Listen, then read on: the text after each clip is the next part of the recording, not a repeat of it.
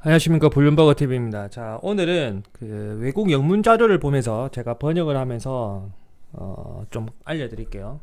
과거 일본이 무너지게 된 계기도 결국에는 그 당시에 여러 가지 산업군이 있었는데, 우리가 알고 있던 그 소니, 그 다음에 아이와 막 이런 것도 있었죠. 그뿐만 아니라 조선 산업이 엄청나게 흥행했는데, 특히 조선 산업 같은 경우는 몰락하면서 그 보급 인력들이 한국으로 들어와서 한국의 조선 산업 기틀을 유지하는 계기가 되었습니다. 자, 이 자료를 보시면 제가 계속 강조하는 한국의 반도체 관련 고급 인력이 미국으로 빠져나갈 수밖에 없는 이유들이 나와 있어요. 미국의 그 의지가 얼마나 강력한지 정확하게 리얼하게 나와 있어요. 자, 한번 봅시다. 자료 보다가 나온 거기 때문에 이거 가장 최신 자료예요. 그러니까 쉽게 말하면 오늘 업데이트된 자료라고 보시면 돼요. 여기 보면 Semiconductor Industrial Associate 있잖아요. SI 논문이에요. 2021년 US. 자, 쭉 여기 서론 소개글을 보면 반도체는 마벨 경이적이다. 그러니까 핵심은 인류 문명이 이렇게 초발전하게 된 거는 결국엔 반도체다. 그리고 주가도 엄청나게 올랐다. 코로나가 터지고 반도체 주가는 더 올랐다. 그런 개념의 이야기입니다. 이 반도체가 사용되는 곳은 이런 식으로 사용이 된다. 여기 보면 의료기기, 뭐 어떤 테스팅, 그 다음에 백신 개발하는 데도 쓰일 거고, 그 다음에 가상세계, 그 다음에 원격 인류, 원격 의료, 이런 다양한 인구 관련 이런 데이터 값 추출하는 데도 다 쓰인다. 그런 부분이 나와 있어요. 자, 그렇게 해서 이제 이 순서대로 이 논문이 대략 한 26페이지인데 이 순서대로 이제 소개글이 나와요. 1번 뭐 메디컬 디바이스에서 의학 어떤 장치에 반도체가 어떤 역할을 하는지 나오고, 그 다음에 공공 분야 뭐 백신 개발, 그 다음에 가상세계, 그 다음에 헬스케어 관련 이런 식으로 쫙쫙쫙 나와 있어요. 첫 번째 보면 메디컬 관련 분야에 어떻게 반도체가 쓰이는지 더 디테일하게 세포 관련의 연구를 할 수 있다. 뭐 이런 개념으로 메디컬 나와 있고, 그 다음에 두 번째 같은 경우는 이제 공적 개념으로 어떻게 쓰이는지. 이번에 이제 코로나가 터지고 나서 어떤 누구는 백신을 맞았고 누구는 백신을 안 맞았고 그런 역추적 이런 부분을 하기 위해서 반도체의 역할 뭐 이런 것들, 그리고 코로나 터지고 나서 백신을 아주 가속화시켜서 엑셀러레이팅 가속화시켜서 어떤 개발하는 부분에 있어서 이 반도체는 엄청나게 중요한 역할을 했다. 이런 부분. 그 다음에 가상세계 이런 가상세계, 이거 가상세계 왜 이런 부분이 나오게 되는지도 제가 다 강의했죠. 6월 달에 다 강의했던 부분이에요. 그럴 수밖에 없는 이유. 가상세계, 그 다음에 딜리버리 서비스 이런 부분도 쭉 나와 있어요. 자, 여기 보면 이거는 뭐냐면 여러 가지 분야에서 그 반도체 칩이 가장 많이 성장한 부분, 2020년부터 2021년 쯤까지 어느 부분이 가장 많이 발전했냐 이런 부분인데, 이제 컴퓨터 커뮤니케이션은 휴대폰이라고 생각하시면 돼요. 그냥 휴대폰 이렇게 생각하시면 돼요. 컨슈머는 소비자인데 말 그대로 일반 여기서의 컨슈머 장치는 뭐냐면 뭐 오디오 있고 뭐 생활 가전집기 이런 거 있죠. 그런 거 말하는 거예요. 실제적으로 휴대폰이랑 코로나가 터지고 2020년부터 지금까지 휴대폰이랑 뭐 일반 가전제품 이런 데에는 반도체가 많이 안 쓰였다 생각보다. 하지만은 컴퓨터, 원격 교육 이런 부분에서 많이 쓰였다. 그 자료입니다. 자, 그 다음 이 부분은 이제 헬스케어, 제가 순서대로 쭉쭉쭉 된다고 했죠. 원격 의료, 코로나가 터지니까 원격 의료가 중요하다. 이런 부분, 반도체는 필수적이다.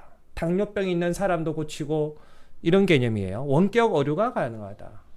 그러면 왜 이런 부분이 코로나가 터지면서 이런 부분이 중시가 되냐면, 실제적으로 제가 생각하기에는 다 정해진 미래예요. 초코로나 사회가 한국 기준으로 23년에서 25년 이 사이에 이제 실제로 스타트가 되면, 이때 핵심은 뭐냐면 모든 것이 원격 시스템이 돼야 됩니다. 원격 시스템. 그래서 그 기틀을, 사회적 인프라를 코로나가 터지면서 이제 다 구축을 한 거죠. 전 세계는. 원격 교육도 마찬가지. 자, 예, 그런 부분들입니다.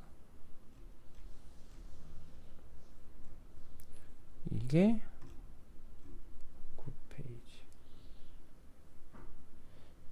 자, 이 자료 같은 경우는 시장 수요에 부응하기 위한 어떤 반도체 기업.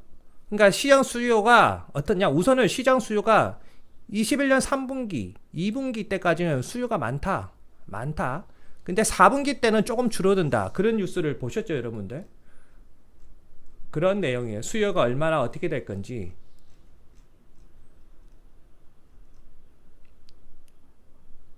그리고 이 자료 같은 경우는 글로벌적으로 반도체 쉽게 말하면 어떤 판매량이라고 해야 될까요?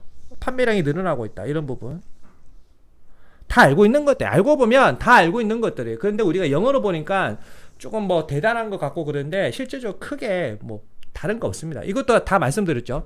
2020년 과거값을 최종 집계를 하니까 우선은 이 반도체는 수요가 컴퓨터가 가장 많다. 노트북이나 데스크탑이나 이 컴퓨터 관련이 가장 많고 그 다음에 핸드폰 관련이죠. 그 다음에 이거는 이제 가전제품, 이거는 산업, 이건 자동차, 이건 정부기관. 이렇게 보시면 실제적으로 어떤 성장률을 봤을 때 이 가전제품에 쓰이는 반도체는 오히려 줄어들고 있고 반도체 수요는 그리고 정부기관도 줄어들고 있고 자동차도 줄고 있고 실제적으로는 컴퓨터와 그 다음에 핸드폰 이 통신 관련 이쪽 분야가 급속도로 성장하고 있고 그 다음에 이 인더스트리 산업 분야에 급속도로 성장하고 있다. 이 산업 분야는 로봇이겠죠. 로봇. 그리고 2020년 어떤 총 수요를 보면 여러분도 아다시피 그냥 간단하게 컴퓨터와 여기 핸드폰 관련이라고 생각하시면 돼요. 총 수요를 봤을 때는 그렇다는 거예요. 이거는 이제 세부적으로 이러이러하다. 위에 거는 성장률이에요. 성장률. 이거는 총 수요. 근데 이제 코로나가 터져가지고 이제 수요가 많이 줄은 거죠. 생각 외로 국가 수요는 그렇게 많지가 않다. 왜 이 수요가 중요하냐면 결국에는 제가 말씀드렸잖아요. 그 PMI 지수나 이런 것들, PCE 값 이런 것들 수치가 올라가냐 내려가냐가 중요한 게 결국에는 이 모든 것들을 누가 쓰냐? 개인이 쓴다. 개인.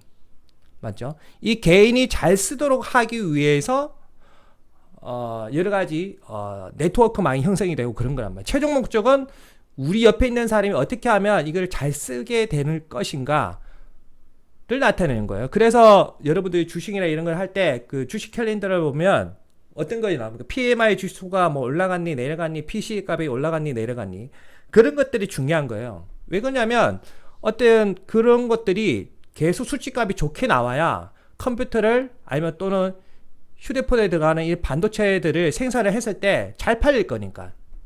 그래서 주가가 올라가는 겁니다.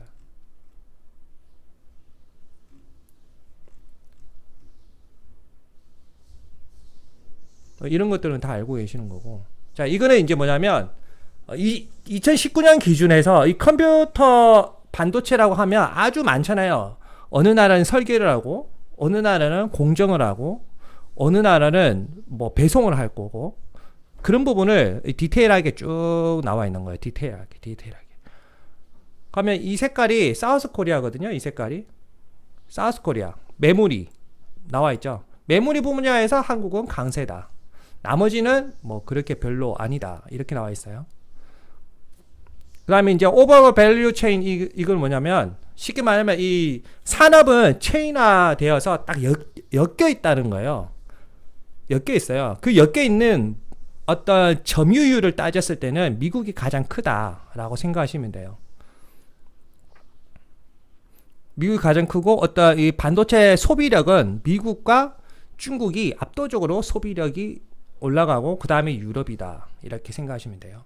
그러면 이 부분을 왜 우리가 알아야 되냐면 결국에는 한국은 만들어서 우리가 자체적으로 한국이 반도체 소비하는 것은 극히 적고 결국에는 미국과 그 다음에 중국 그 다음에 유럽으로 수출하기 위함이다라고 보시면 되는 거예요.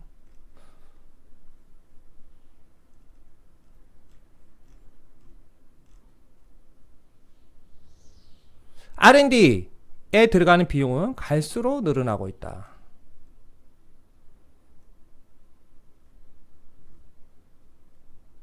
그 다음에 이거는 이제 미국이 R&D 투자 비용이 여러 가지 산업 분야가 있는데 그 중에서 어디에 많이 투자 금액이 분배가 되어 있냐 그겁니다.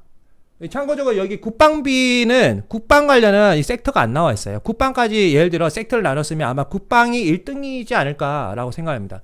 제가 그 예전에 그 오픈 채빵 강의를 할 때 항상 말씀드렸죠. 미국이라는 나라의 본질은 무기를 팔아먹든지 아니면 의약 관련 약을 팔아먹는다. 그 약을 팔아먹기 위해서 있는 재단이 뭐냐? FDA다. 맞죠? 그런 부분을 잘 설명을 드렸죠.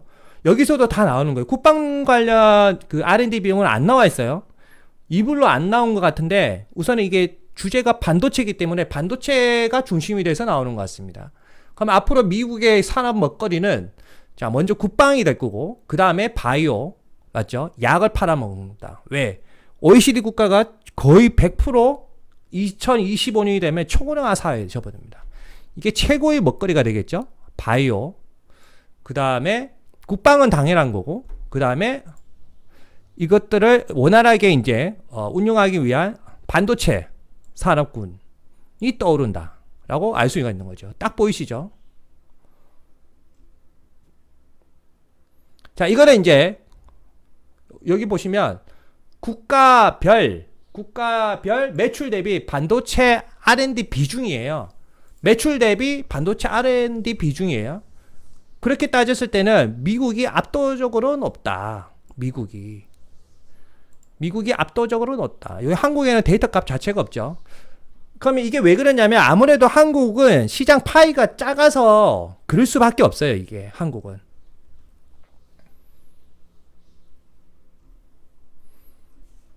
자, 이 자료 같은 경우는 뭐냐면 여러분도 아시겠지만 NM이 나노미터예요. 그러니까 초미세 공정. 여기서부터 여기로 올라갈수록 초미세 공정. 그 미국 같은 경우는 여러분도 아시겠지만 한눈에 딱 보시더라도 10나노에서 22나노 이 사이에 공정값이 많이 차지하고 있어요. 아무래도 인텔이 그렇겠죠. 인텔을 중심으로 퀄컴도 있을 거고. 근데 가장 초미세 공정이 10나노 이하는 어디가 높죠? 타이완입니다. 타이완. TSMC를 중심으로 한 타이완. 그리고 한국도 있고 10나노 이하기 때문에 이런 수치값이 나오는 거예요. 예를 들어 뭐 8나노 이런 개념으로 나누면 이 데이터 값이 또 달라지겠죠. 10나노 이하만 따졌을 때 0부터 10나노까지 이 전체 값을 따졌을 때 타이완이 압도적이다. 미국이 타이완을 중시할 수밖에 없는 이유가 한눈에 확 들어오죠. 확. 그러면 우리나라의 미래 방향성은 어떻게 해야 되냐? 우리가 10나노까지 어떻게 해서든 이 시장 점유율을 끌어올려야 된다는 거예요. 그래서 지금 하는 것들이 보면 SK하이닉스나 반도체, 특히 SK하이닉스 같은 경우는 그 초미세 공정보다는 조금 더 업그레이드해서 10나노급을 오히려 더 확대 생산하자 이런 부분이 계속 뉴스에 나오고 있죠. 그게 왜 그러냐면 이 타이완이 가지고 있는 92%의 10나노 이하급에 대해서 점유율을 올려야 되는 것이 현실이기 때문입니다. 자, 이 부분은 뭐냐면 직접 효과, 반도체 산업군이 일으키는 직접 효과, 간접 효과, 이거는 파생 효과 이렇게 보시면 돼요. 우리가 수치까지 그렇게 알 필요는 없다. 핵심은 뭐다? 핵심은 일자리 창출을 한다. 일자리를 창출한다. 급여 소득이 낮은 일자리가 아니라 급여 소득이 아주 높은 일자리, 고급 일자리를 창출하기 때문에 이 반도체 산업군은 꼭 이렇게 해야 된다. 그래서 관련 법안도 엄청나게 지금 수정을 다 하고 있습니다. 뭐 비과세 이런 부분은 기본적이고요. 그래서 지금 미국이 삼성을 계속 압박하는 거예요. 빨리 반도체 투자하는 거에 대해 발표를 해라. 왜? 일자리니까. 미국 같은 경우는 결국에는 기준금리를 올리려면 일자리, 즉 실업률 지수가 5.0 이하로 떨어져야 돼요. 5.0 이하로. 그리고 4.2 이하로 떨어지면 급격하게 기준금리를 바로바로 달아라 올릴 수가 있는데 지금의 실업률이 5.0 이하로 안 떨어지고 있어요. 그래서 그거를 떨어뜨리기 위한 가장 고직구, 고퀄리티의 어떤 직업군은 바로 반도체다. 그를 유도하기 위함입니다. 그 중에 하나의 도구로 쓰이는 게 삼성이고요. 자, 이렇게 쭉 나오죠, 여러분. 이거는 이제 미국 지역별로 반도체 생산 시설과 연결된 것들 이렇게 나와 있어요. 보면 다 아시죠? 여기 애리조나 있고 텍사스 있고 이쪽에 솔직히 다 집결이 돼 있다고 해도 거짓이 아닙니다. 여기 실리콘밸리 이쪽에 있고요. 그리고 이쪽에서 만들어져서 생산하면 물류산업단지가 여기 아마존이 여기 있죠. 왜 이쪽에 다 분포가 되어 있는지 아시겠죠? 여기가 태평양인가 이쪽에 뭐가 있죠? 이 태평양 건너에 일본 있고 한국 있고 세계 최대 시장이 중국에 있습니다. 여기서 생산하고 만들어서 어디로? 중국으로 보내고 그 다음에 아마존을 중심으로 한 여기 북부 지역 서북부죠. 서북부. 이쪽이 동쪽이니까 서북부 지역에 아마존을 중심으로 해서 미국 국내 물류 유통망을 쫙 연결을 하는 거죠. 아마존이 괜히 여기 있는 게 아니에요. 제가 말씀드렸죠. 앞으로 미국의 땅값 상승률로 봤을 때 앞으로 어디가 가장 높냐? 텍사스.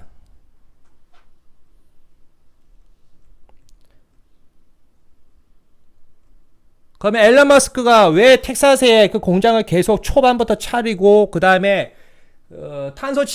탄소 회수하는 장치 있죠. 그것도 왜 텍사스에 계속 산업군이 모이도록 하는지 그런 부분들이 다 한눈에 쫙 보이시죠?